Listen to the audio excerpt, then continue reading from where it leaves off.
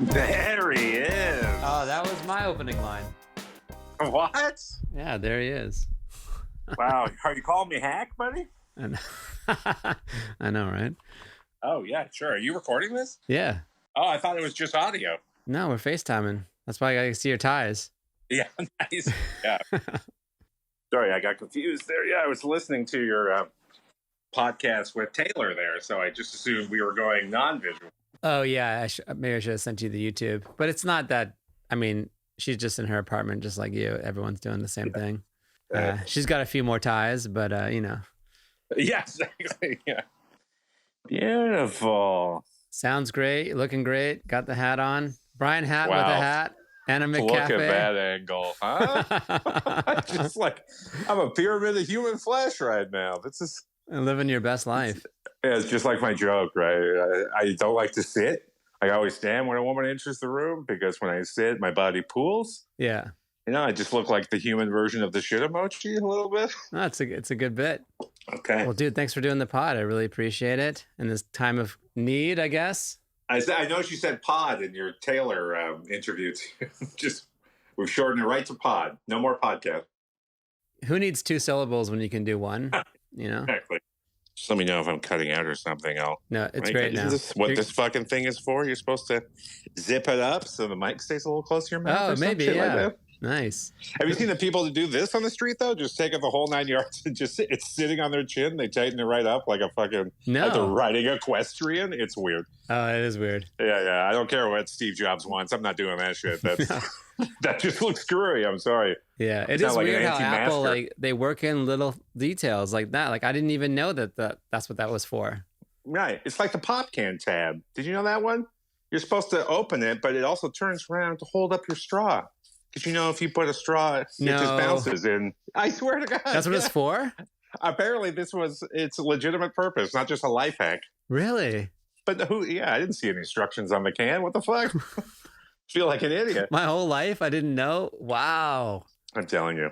Yeah. What are you drinking? That's just good old-fashioned McCafe right there, man. Nice. I hate to say, pretty damn good coffee. I don't want to sound cheap, but... It's a good black coffee.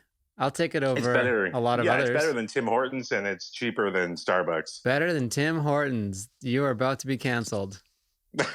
I don't think anyone's going to argue with me that because they legit stole the recipe from Tim Hortons, too. Did they really? Allegedly, whoever provides this coffee bean, Tim Hortons sort of exclusivity license came up on it, and then McDonald's just outbid the shit on them. So Tim Hortons had to take the grade below. What? Yeah. Isn't that crazy? That's how crazy. Because Tim Hortons was kicking McDonald's ass for breakfast in Canada. And they couldn't figure out why. And this is the answer right here. Well, if people were wondering, like, what are these two guys going to talk about? They'll probably talk about Tim Hortons. We did it. I know way too much about this. Do you know Jess Solomon? I don't. She's a Montreal-based comic, and her sister is the whole reason McCafe exists. That was her concept. Really? Yes, to take on sort of the breakfast angle that Tim Hortons was kind of the only place that Tim Hortons was defeating McDonald's. But what... because I used to go to Tim Hortons for donuts and coffee. What's the breakfast? Like sandwiches? Oh, God, yeah. I mean, they're now, ironically, they're trying to match McDonald's. So they got their own version of the egg sandwich there, but it's garbage, frankly. Garbage? Yeah, I hate it. They've turned it into a restaurant, and it's not. So I get families in front of me ordering fucking meals. Who brings their child for a meal at Tim Hortons? I don't understand that. It's disgusting. Yeah. Just get your coffee, get your donut. It'll probably be a fond memory. Like, remember when I went to Tim Hortons? Yeah. Well, my mother used to take us, Zellers? They used to have restaurants. Zellers. They had restaurants at Zellers? Yes. And at one point, I was very keen on them and really always liked to go when my mom would give me the chance. Now that sounds so ghetto. It's unreal. I used to love eating at Eaton's. They had like a cafeteria. And like you go with a tray and you slide it along and like pick things. That was like mind blown as a kid.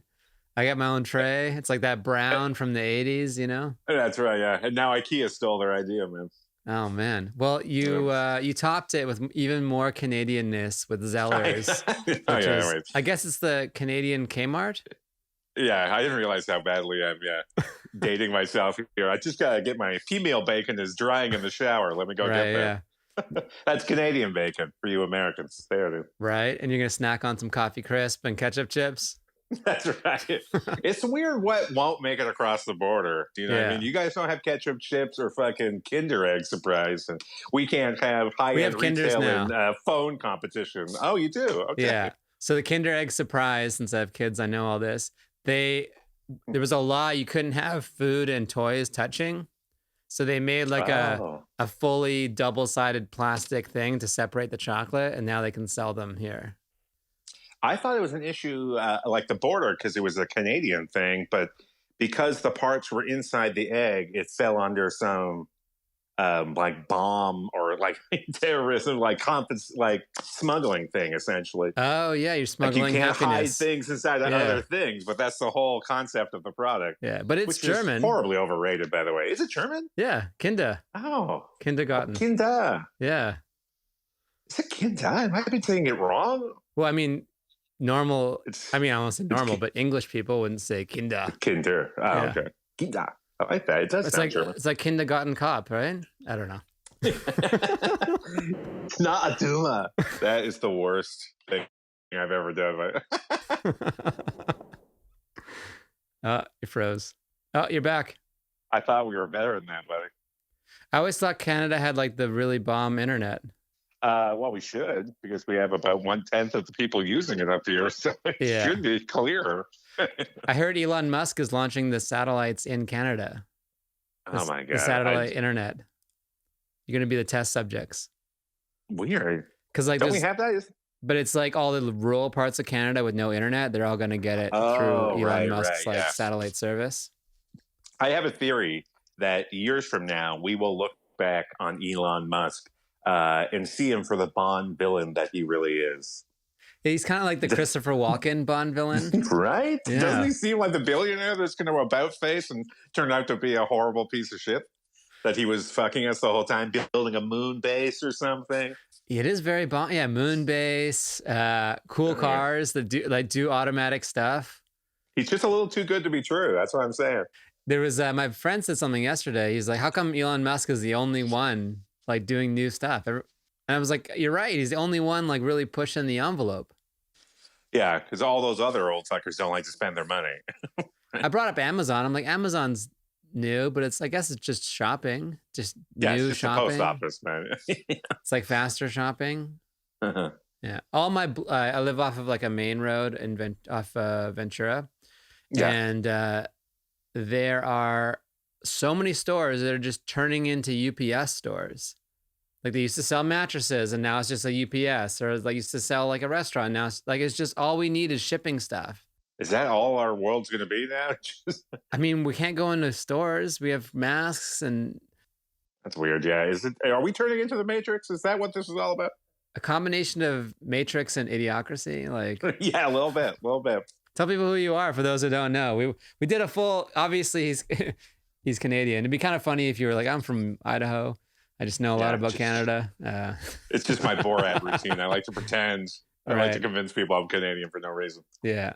I started thinking about like if Canadians had like a cool, like we really messed up. We could have had like a cool, sexy accent that like made us look down on all the other people, like English, you know, like we're we're better than everyone. Instead, we just went with like regular.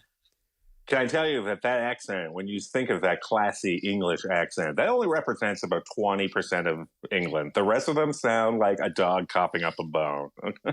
But it's the ones we see on TV selling us banking, right? It's like... Yeah. They have to put the pretty ones up front, right? Like vegetables.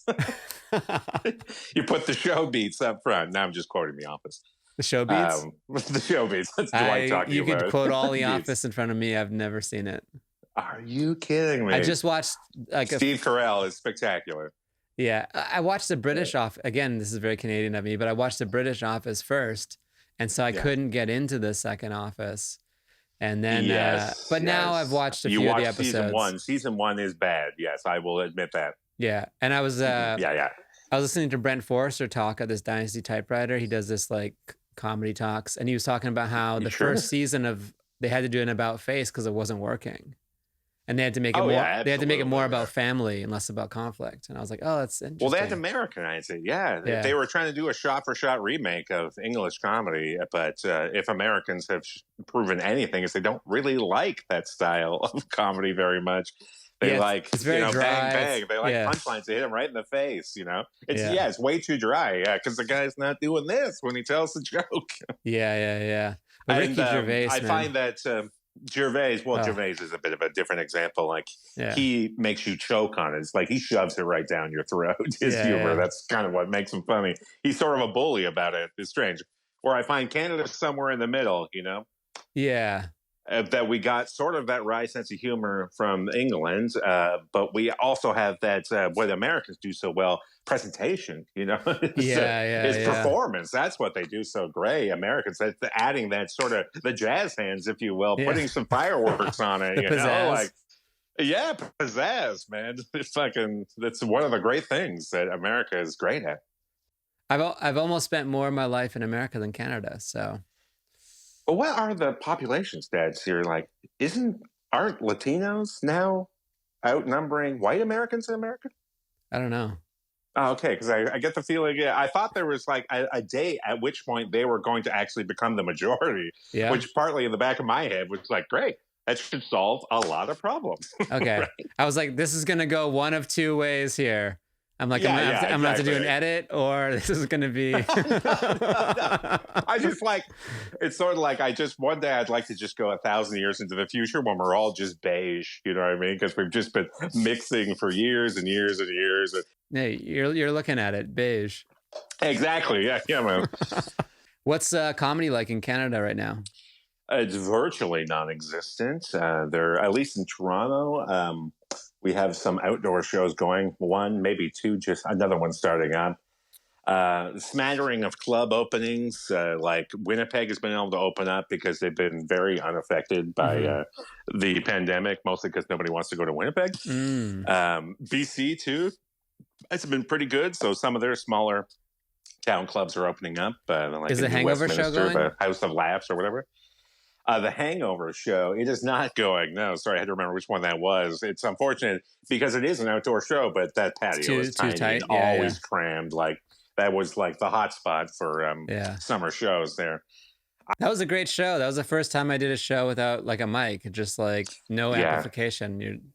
But you get used to it after 5 minutes. You're like, all right, I can do this. Yeah, it took me a few shows like of those shows to do it again, because weirdly, even with a theater background, stand-up has it's made my hands weird. Like, I don't know what to do with them when there's no mic around. You know what I mean? Like, I feel like Will Ferrell, when he's doing his first interview in Talladega Nights, and his hands just keep floating into the picture. Yeah, but it's no mic and no amplification, which is, to me, the amplification's the weirder part.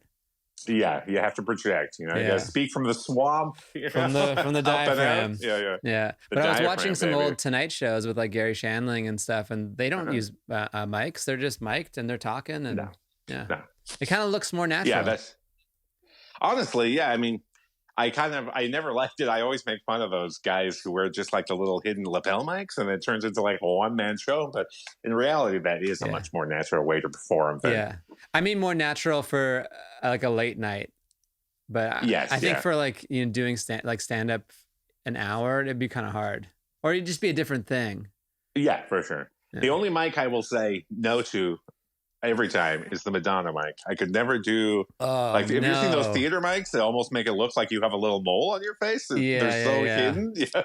That's gotta be the ugliest mic I've ever seen in my life. Right. One day it'll happen. You'll have the Britney Spears mic. You'll have the the Apple glasses that tell you automatically who's an idiot and who's not. And that would be great. Yeah. Are they laughing? Are they faking it? What's their education level? This is gonna go over their head. Yeah. Exactly. Abort. You're bombing.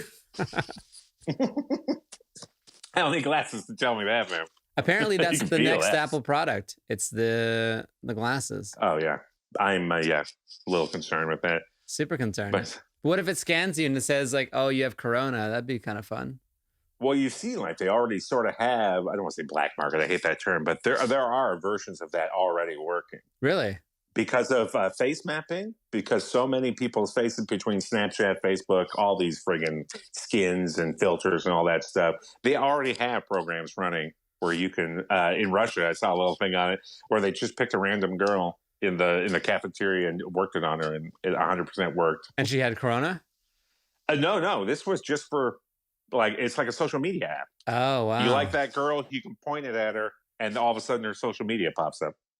It'll tell you exactly where she is and who she is, and that's going to lead to trouble for sure. Yeah, but it's also it feels like it's like it's mixing the old with the new in a way that's probably not useful. Like now people just meet online 100%. Yes. So like the few times you're meeting someone in person, you don't need that. You know what I mean? Like you're not meeting people in person anymore anyway. So just go right to your phone and swipe or whatever these young kids are doing. I don't know. I don't know. Yeah. I got out of the game before all that stuff came. So you're out? I had no idea. Well, I got married at 29. Oh, right. Okay. I don't even know if I remember that. Congratulations. My gift's in the mail. Got caught at the border. Is she here? Can I meet her? No, she's out. I can't do the pod when she's around. What'd she do? She's an epidemiologist, so she's like knee deep in the whole pandemic. Oh, yeah. Yeah, and wow. So I have the secret vaccine and a couple of packs of blood in your freezer, just in case. Right. She likes to bring her work home. I wish there was a secret vaccine, but also sometimes I'm like, I thought I would have like more info, and they're just trying to do the best they can, like everyone else, Yeah, exactly. Yeah. Could I assume, is she like in the lab, or is she like in a hospital, or what's she doing exactly? Like for the right. She's actually doing research for the county. Yeah. Not like that's cool. That'd be cool if it was like a lab and beakers and stuff. You're like, wow. with the whole setup. What's making concoctions? The twisty one. Like you want things to go through twisty straws. Like exactly. If it makes it to the top, then we've got the cure. Damn it. Right. It turns blue to red or whatever. And we hung out a bunch. I think it's like a year ago now, right? In Toronto. This time last year, me, you, and Eddie, and we were going around and hanging out and getting food at weird places and having people throw water bottles at us. And it was... oh, that's right. I was thinking about that. Yeah. Kids today, man. Kids today. Yeah. But it was a fun time. And it's like all that like normalcy of just going to a new city and hanging out with friends is gone. Touring. I'm going to miss it. I've resigned any sort of real comedy work at least 2021, but I managed to do one spot in the last 4 months, and I tell you, I miss it so dearly. Yeah, it's it'd be worse if like you're only out, but like since everyone's out, it's this weird kind of new normal that's just uneasy, if that makes sense, No, yeah, I get it. The uneasiness for me is how it's starting to feel not uneasy. Right. I mean, how what was weird 4 months ago is now starting to feel a commonplace. Yeah. Yeah, which I guess is good, but at the same time, I don't want this to be normal. Not at all. Yeah, no. I want to get to the end of it all, but obviously that's going to be a minute. Yeah, I mean, the last show I did was with you at the Comedy Bunker. That was my last show. Know. That was supposed to be my first show of the week. It ended up being my last show. Right, yeah. And only show. Yeah. You came down here to do shows, and then the virus hit. Yeah, worst vacation ever. I literally left town, and within days, my prime minister was like, "Brian, we're going to need you to come back." Yeah. People, what? We need you at Yucks in Toronto. Yeah. I leave once. Yeah. Are those clubs open? No, but I know Yucks and the owner very well, and the second that he can get those things open, he'll be open. I'm sure of it. Yeah, we were so close here. I even thought about doing an outdoor comedy bunker and stuff, but. Mm-hmm. Then all of a sudden, like the bars were open for a week, and then everyone's like, "No, this is too much. We're spiking." Yeah, and now we're back to full lockdown. Well, I mentioned it to Eddie too, because you're in the perfect setting for outdoor shows. Whether he had thought about doing his show totally out there, but he kind of was under the impression that there might be some backlash for doing an outdoor show. Do you think that's the case? Do you think your fellow industry people would be like, "Too soon, bro"?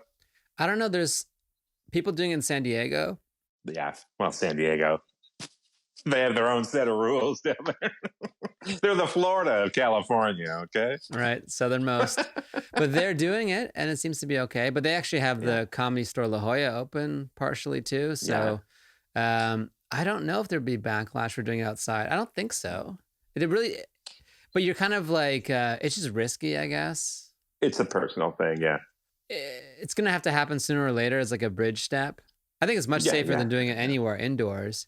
But yeah, there might be some people who are like, what are you doing? Go home. But it's happening in New York. I mean, it sounds like it's happening in Toronto. Even? Yeah, there's outdoor shows in New York or drive-up shows. And yeah, I think it has to happen soon because... Yeah, people are going to. Or we just, I don't know. Or we all die or I don't know. Well, I'm going to die. I still want to die at some point. Just not anytime soon. Not during. This is like the worst time to die because you won't know how the movie ends. Like you can't. Yeah. Like I want to know: are we gonna get out of this? Is it gonna be 2022? Exactly. Well, I just don't feel like it's a spectacular enough death for me either, right? I'm just gonna get swept under the rug with all the other COVID deaths. You know what I mean? My death has to be mine own. You know what I mean? Right, your own personal experience. Little part of the newspaper. Right. Yeah, exactly. Yeah. Above the fold, just like. Yeah, exactly. not just patient, 2015 or something like that. And are you a comedian / anything? Like you acting, writing? I have, I do a little bit of writing when paid to do so. I get to do some acting when paid to do so. But the comedy, is it's the main breadwinner right now. Nice. Well, not right now, actually. I'm making more money writing, and I just did a voiceover for Greenpeace and like auditioning and stuff. So that's actually filling my time these days. Yeah. Oh, you have a great voice for voiceover. Thank you. Yes. Unfortunately, it's like the hardest of all the acting streams to break into. Yeah. But the good news is because of this pandemic, a lot of things are shifting towards voice work because regular production obviously is going to be a problem. So animation is on the rise for sure. So I'm hoping that expands the window a little bit so my fat ass can squeeze through it, Yeah, the word is out. It's like everyone knows it pays super well and it's pretty easy relatively. Of all the acting you can do, there is nothing better than voice work. Yeah, you don't have to dress up. You just go and you deliver and do as many takes as you want. They have to pay you for 4 hours, even if it takes you 30 minutes. It's the best. Oh, I didn't know that. Oh yeah, there's minimum standards, right? Yeah, and I got a few friends that have been lucky enough to book a couple, kid shows. They're usually kid shows, but I mean, that money is like gravy, man. Just gravy. It's unbelievable. To the point where comedy is just like an afterthought to them. Right. Yeah. And you were playing some online poker? I think we were texting or something. Yes, I do. I had a little game going with some friends. It sort of disbanded. Feelings got hurt. Money was really? I think the quarantine, the added stress of the quarantine had something to do with it. But I do love poker, and I still play a little bit online. You can't play online down here. It's not allowed. You can't even play on your phone or anything. Oh, you can play like the non-for-money games. But you can't play for money. Damn. In California. The government's got to get on that. That's such an easy moneymaker. It does seem. I played a bunch in Canada, and I love, we have this game that we used to play, like a group of us in Canada, just like getting together friends, but I do miss it. It's a fun activity, and feelings can get hurt, but... Oh, yeah, sure. Well, yeah. I love it because it's a beautiful mix of like luck and strategy. Yeah, and people's real personality comes out at the poker table. Oh, absolutely, yeah. You find little qualities about people that you might not have known if you hadn't played cards with them before. Yeah, some of the nicest people I know are some of the most ruthless card players I've ever met in my life. Yeah, and they can be playing for $20 behind that smile. Oh yeah. And people are like, I was thinking about Vegas and. Imagine it's open and you're touching all those chips and like, I think that's done. They're gonna have to come up with electronic like betting or like wave your hand or something like. Well, I've seen the tables. Yeah, they have these sort of tables with like little computer screens in front of you that show you cards, and you literally just kind of hide them with your hands and you kind of throw your money in and stuff like that. Oh, really? It's not the same. It's not as fun, but if it's between that and no poker, I'll take the computer table for sure. Yeah. Oh, so it's already happened. This isn't like my idea. They're popular on cruise ships, you know what I mean? So you don't have to pay a dealer. Yeah. That's pretty. You don't need a dealer. It automatically. No. Works just like, you wouldn't know, but works just like a PokerStars app. You know what I mean? Just a computer dealer, and you just swipe your finger to throw your cards away. It's kind of depressing though. It's all part of this like robotization of life. Like, no more analog anything. Just another screen. That's the solution to life. One more screen. I remember hearing this commencement speech to high schoolers about 4 years ago, and I think he said 2020. I want to say that robots will be performing all jobs that used to require a high school education or less. Yeah. You mean like cleaning floors, ringing up your groceries, bank tellers, all these things. I mean, self-driving cars, friggin' taxi cab drivers are next, for God's sakes. Yeah, I mean, think about this pandemic really highlighted how much we don't need to interact with people for certain things. Like, I never need to go to the grocery store again. Why would I do that? It delivers to you, Amazon. But why? Like, everything we do now is a choice between, is this worth getting sick? Is it worth going to the grocery store getting sick? And like, you go there and they don't have milk, and it's like, I don't know. It's But I mean, I admittedly will walk into Starbucks sometimes to like pick up a coffee. I'm like, was that worth it? Yeah, doing risk analysis on a pint of ice cream. Well, I could die, but I am also very snacky right now. I'll go for it. That's the scariest part about this whole thing is like you could be as careful as you want, and then some slip up happens that you don't know, you won't really know how, and you just have it. Well, I was thinking about going to get a test. Yeah. And then, like, my uncle pointed out to me, he's like, the test is good to a certain point. Like, it'll tell you if you've had it, but it still can't stop you from getting it. Like, you could take the test and literally get COVID on the way home. Yeah. You know what I mean? From the test. I don't know if it's worth going to find out. My doctor has never really promoted me getting the test. Every time I've asked, because it's like, well, you're going to go down there where people are sick, so you might get sick. But also, like you said, you get tested negative, but you could still get it in 3 days. Or if you have the antibodies, you're not sure if you can get it again. Yeah. I guess what I really want is the antibody test.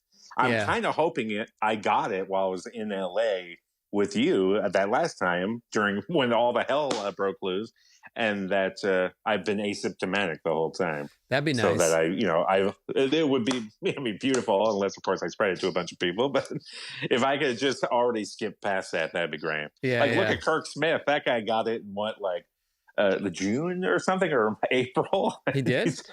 He got it on a flight from like New York to Florida or something. That went through 3 weeks of friggin' hell, but now he looks like the happiest guy in the world because he can go out with no fear of COVID. He's out riding his motorcycle. He's out on the boat. He looks so happy. It's so weird to me. He shouldn't, but he doesn't know. He might be able to get it again. Oh, no, he's still social distancing, but there's just something. I think the knowledge that the likelihood of him getting it again is very small. It feels good. Well, the likelihood of him getting it again technically is the same likelihood of him getting it in the first place. Really? I thought they said you were not less likely to get it. Oh, really? Yeah. But I'd have to Google that to be sure. Yeah. I guess this is one of those moments where two people don't know enough. We're part of the problem right now. It's two people we're just disseminating misinformation now. Yeah. Well, I'm glad he's okay and didn't have serious complications from it. Well, it's still scary to me because he told me it kicked his ass for like 3 weeks. 3 weeks. Guy's in perhaps the friggin' prime of his life. Yeah. I mean, what happens if I get it? I haven't been in the prime of my life since I was 17 years old. Yeah. Well, Michael Yo got it. You met Michael Yo. Oh, shit. Yeah, I didn't know that. He got it. How bad did he get it? Really bad. He had to go to the hospital. Eesh, yeah. Yeah. So, but he luckily was okay. But like, it's such a wide berth of. Speaking of wide berth, my birthday's coming up now. Let's bring my mother in. Hello. Conference are in. Let's do this.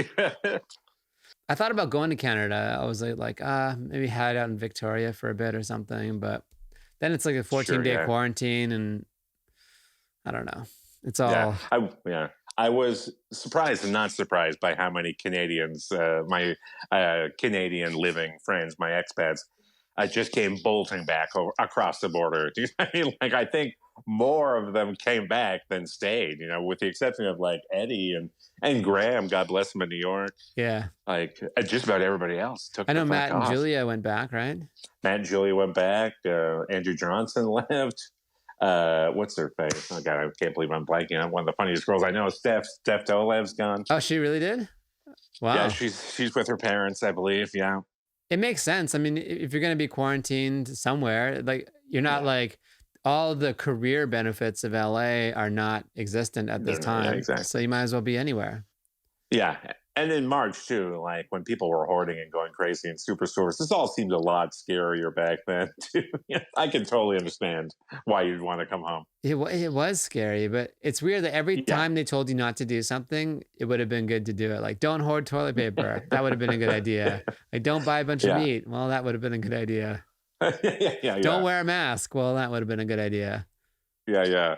Well, the meat thing, my poor friend, to make extra money during the quarantine, he had just bought himself a smoker. So he was smoking all this meat and selling it off to his friends, just quality stuff. Yeah. But he had to stop it, essentially, because the looks at the grocery store were like, look, son of a bitch, sticking every side of ham and beef in the place. And people just looked at him like he was a crazy hoarder. Oh, yeah. And so he shut it down because he's just like, I can't. Right. Like the social judgment of everything is so huge now. Like, and little did they know he was actually doing something nice. Yeah. Well, they fine people in West Hollywood now $300 if you don't wear a mask. $300 in a public place, I suppose. Yeah, I mean, I think anywhere. Like if you're walking around without a mask. Oh, really? Even with the 6 feet and stuff? Yeah. I think so. Yeah. Well, I saw a guy in Vegas, getting arrested for it, and I couldn't believe that. He was standing in the middle of the street. I think they should just give like government-sponsored tasers to everybody, and you're allowed... Like you have cop-like immunity to tase anyone who doesn't wear a mask. Oh, yeah, sure. That's going to go over well down there. I mean, it would be fun that first day. Yeah, sure. After the first 1 million or 2 people die, it'd be hilarious. How about like some sort of, how like those mosquito zappers, when they get too close, a little second, it just comes out and like I could just wear a belt that does the same thing to anybody who comes within 6 feet of me. Yeah, like this, like the swatter things. Yeah, exactly. Yeah. You get too close and pow. I think you solved it. I'm glad we have this talk. It was great talking with you. And goodbye. Well, one thing we talk about a lot in this pod, and this is like the weirdest year to do it, but I'm going to keep it going, is like, what are the goals for this year? Like, what are you trying to achieve? And now it's been upended for everybody in terms of what they were trying to achieve. And sometimes it's been funny, like playing back ones from February. We're like, I'm going to get on late night. I'm going to do this. And all that's gone. But like, good luck. What are your like comedy goals for this year? Well, honestly, I still because of this, the quarantine and all that madness, I found the best way to stave off the madness is remaining creative. Is trying to do what you would have been doing if you had been able to do it, So I'm taking the time to try and teach myself some useful comedy skills that I didn't have ahead of time. So the first thing I did right out of the gate was just teach myself some editing apps on the phone so I could start pumping out sketches and just adding more content, because content is everything these days, right? Like you have to keep giving it to people or you're yesterday's news. You have to keep up with people. And that's one thing I've been terrible at. So I wanted to try that. And I've finished a couple of screenwriting books, and I'm going to try and, write that pilot that I always intended to do, and just getting started on all these things that I never had time for before, but now I have too much time. And right. I don't want to come out of this with nothing. It's my greatest fear. So, because part of the problem for me is it's hard for me to write stand-up without a stage. I'm not a sit behind the computer kind of guy. I'm a write on my feet kind of guy. So outside of kind of just, writing down some premises and maybe banging them out with our mutual friend Eddie every once in a while, that's about as far as I can go with stand-up right now. So I need to redirect that energy somewhere else. So that's actually been good for me. I've enjoyed that time. Mm-hmm. I did the same thing. I wrote a spec script. Great. And it was something for Dave.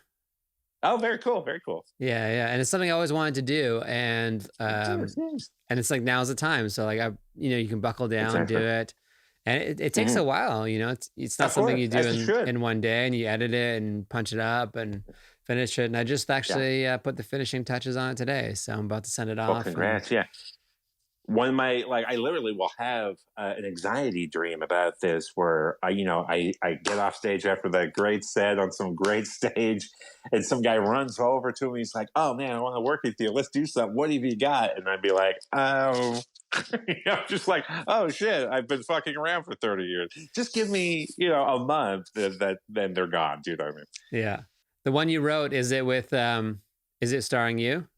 Is it a vehicle for yourself? No, I haven't finished it right yet, but it will be starting me. Yeah, it's actually sort of the idea I'm framing it is what we as artists, non-essentials is what the working title of it is, how we move on with our lives without our art. You know what I mean? So I want to have, like, it centers around like a comic, an actor, and a musician, and them trying to get on with their lives while comedy and the art world and the music world are slowly trying to put themselves back together. Like, what are we doing? And I find it funny, like, that when they were talking about, like, the order of which jobs will come back, artists was dead last. Right. We are the least essential people in the world, according to the powers that be, which I 100% disagree with. But I found, like, what's funnier than being last? You know what I mean? I think that's so funny. Like, do you think it's because you can consume all this stuff digitally and just the live aspect of all of us has become unnecessary? To some degree, yes. I also think that artists have been forever undervalued. Constantly undervalued. Like, we were once, considered heathens in history. Do you know what I mean? Exiled from the rest of society and stuff. Like, it's just the way it's always been, and it's continuing. Like, comedians now are literally here in Toronto and Canada fighting for the right to be considered an artist. Oh, I saw so that. that we can get funding. Right. Because as it stands right now, the Canadian government doesn't think comedy is an art form. I guess it's a hobby or some sort of performance piece or mime or something. Like, Well, they just brought back the Canadian Juno, which was Canada's Grammy for comedy. Absolutely. And it was gone for like 30 years or something, like a long time. Absolutely. Yeah. Which was, again, the work of comedians, bringing that back. Because what the fuck else? Yeah. Like, if we didn't do it, nobody would. Yeah. Well, even the way they, historically in the King's Court, like the jester, like, you're like, that was the most looked down position in a way.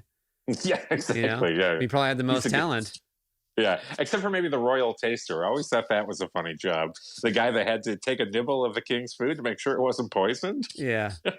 Can you imagine going into work every day like that? What a terrible job to have. And then, he has immunity, delicate, though. Beautiful food. Yeah.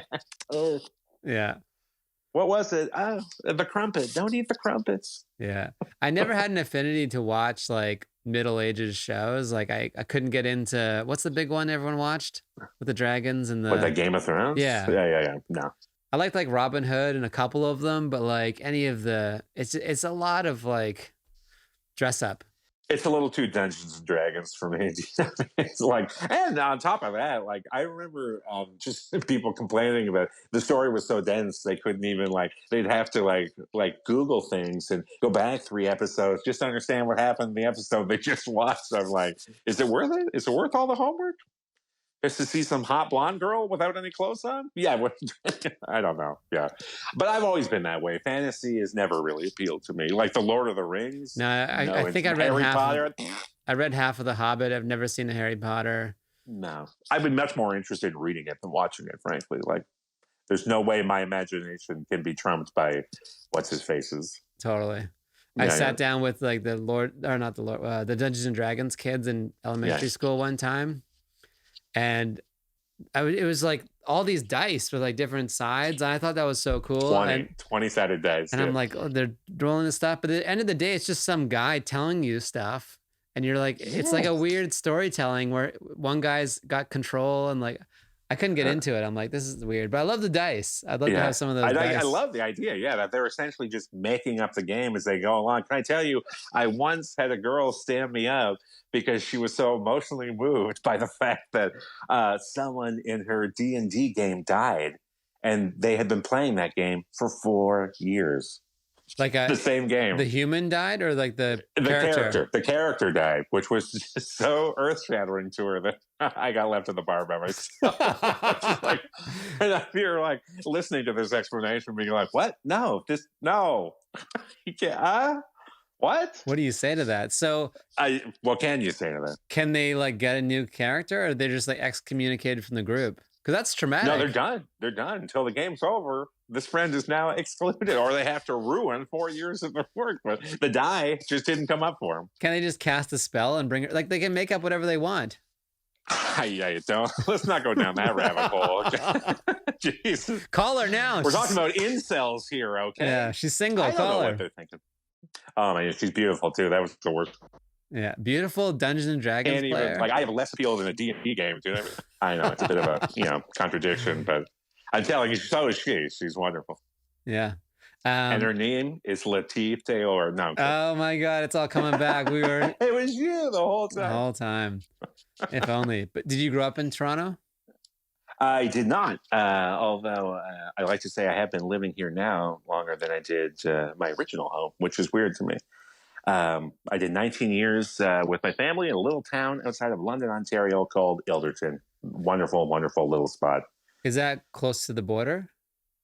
No, like it would be halfway between Toronto and Windsor, Windsor is the border town. Because you don't have a very strong Canadian accent.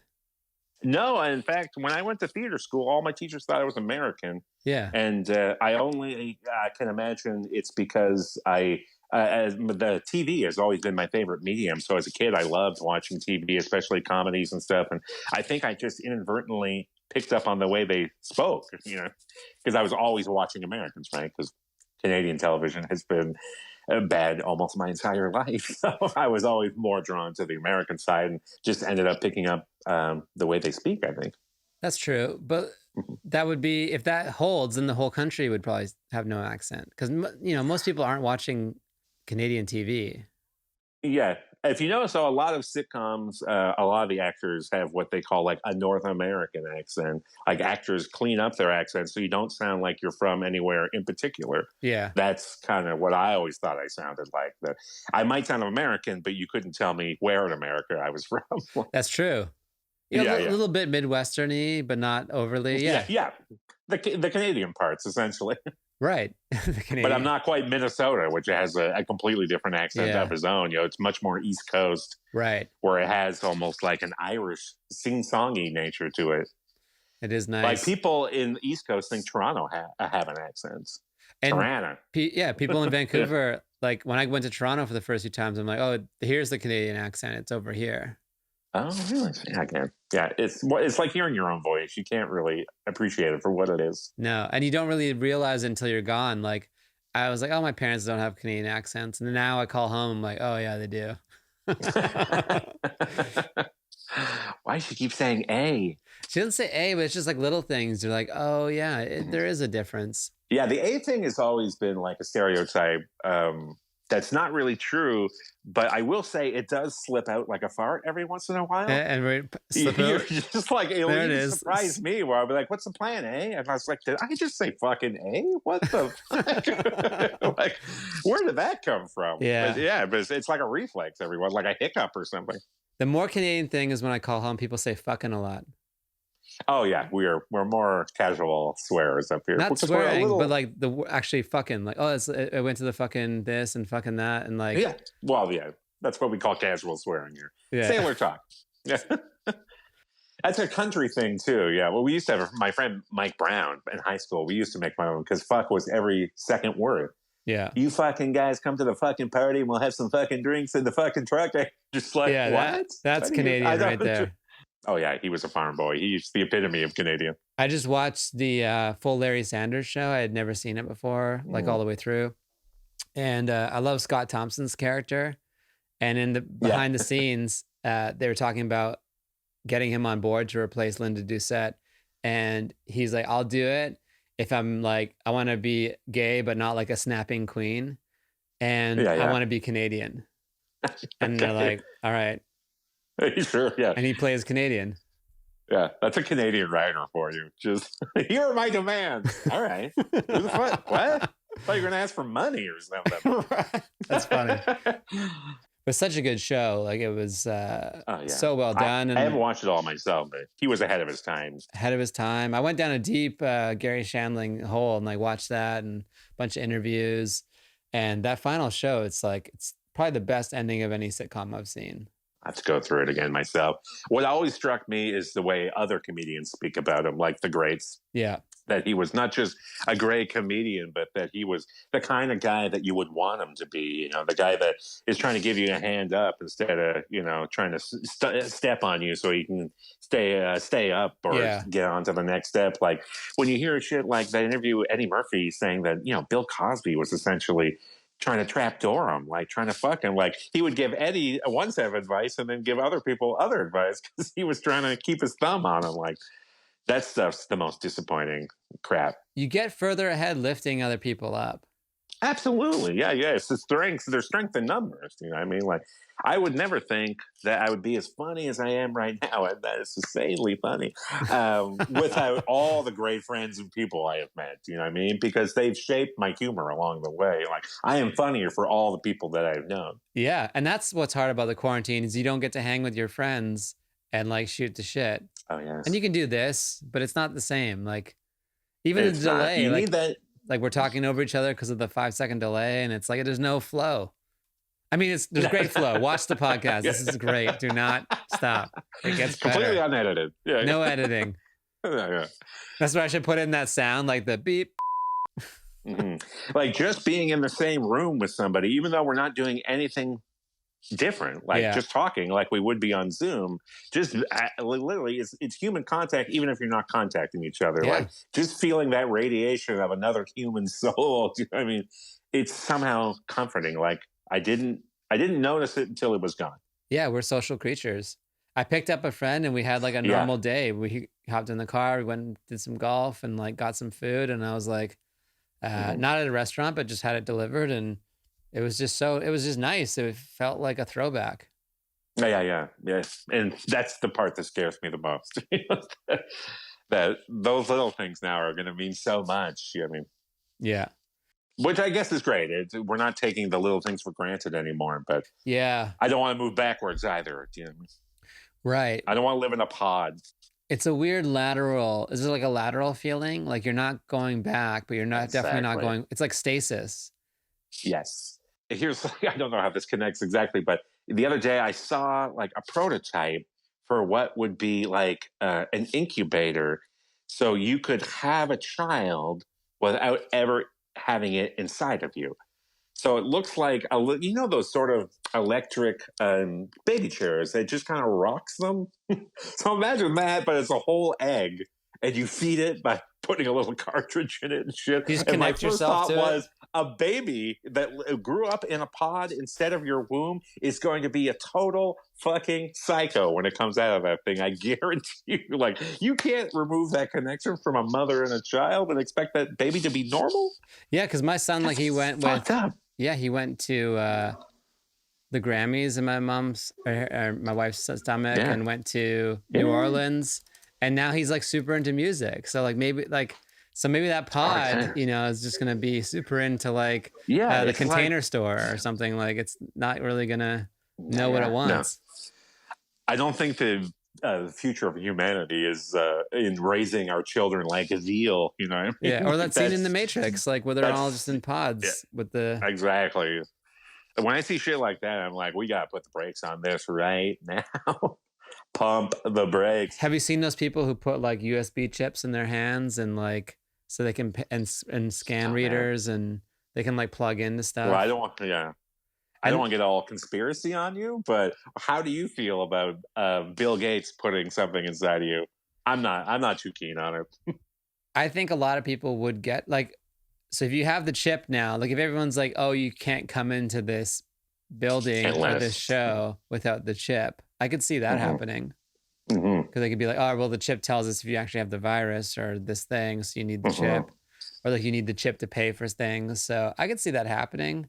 I don't think there's like a Bill Gates conspiracy. Well, I mean, anytime you put somebody like that, I mean, it could have been Bill Gates, Steve Jobs, the guy who runs Walmart and everything. You'd be like, we're going to take this billionaire and have him create this thing so we can tell if you're healthy or not and put it inside of you. Like, if anything, he was warning us. Doesn't matter who makes it. Yeah, he had the pretty dead-on prediction of what was going to happen. That TED Talk or whatever he had, like, about how the virus was going to happen. It basically all happened that way. It's just every time the population grows, they increase the ability to spread just becomes easier and easier. Yeah, because we're close. It's a proximity to animals too. Like, yeah, and we travel so quickly. And yeah, yeah. Just watching, I have mixed feelings about those maps they use on TV because they're also like they create like fear. Like when it's like, oh, look at the maps and the graphs. But it is crazy when they showed all those flights, how like from one place in China, it spreads to here, spreads there, spreads to here, spreads to there. And then it's everywhere so fast. It doesn't take much, you know.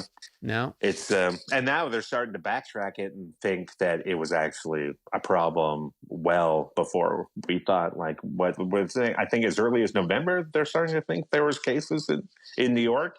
I'm still convinced our friend Eddie had it then too. Really? Yeah. He caught something in New York that said killed his vacation but that was only a week. But again, he's in the prime of his life. So he might have just beat it quick. You know what I mean? That guy's in fantastic shape. Yeah, I've seen older photos of him and I can't put them. If you gave me a timeline and said rearrange them accurately, I couldn't do it. Man. I got some photos of that kid you wouldn't believe. Jesus. Eyebrows like caterpillars. Insane. You know what I mean? How long have you guys known each other? I've known Eddie since the beginning of university. How old am I now? So 20 years, I guess. Oh, wow. So you guys go way back. Yeah. I met him, through school, strangely enough. And then... Did you start comedy like the same time approximately? Well, yes, I also give credit to Eddie for really helping with my comedy because, I sort of had that in the beginning. I had that problem, you get that first set, it goes pretty well. So you sit on that for like a month or two, you're right, that good feeling, Yeah. And I was doing that sort of a lot. So I think in my first year, I did maybe 6 sets. And then Eddie, I don't know when he decided to really kick it into full gear, but he was always looking for a friend to go with him. So he didn't have to go solo. So he'd call every night and be like, hey, I'll pick you up. Let's go do a set. I'll pick you up. Let's go do a set. He just sort of dragged my fat ass out there every single night. And, we were having so much fun. I didn't even realize I was working. Yeah. Comedy buddy. Yeah. And it really helped having a guy to write with and go into all the rooms with. And it just so happened we had a very similar style, sense of humor anyway. So, it's been a great friendship. Yeah. I mean, half the fun I had in Toronto was with you guys just hanging out. Yeah. I always tell young comics, find somebody to write with. You don't have to do it alone.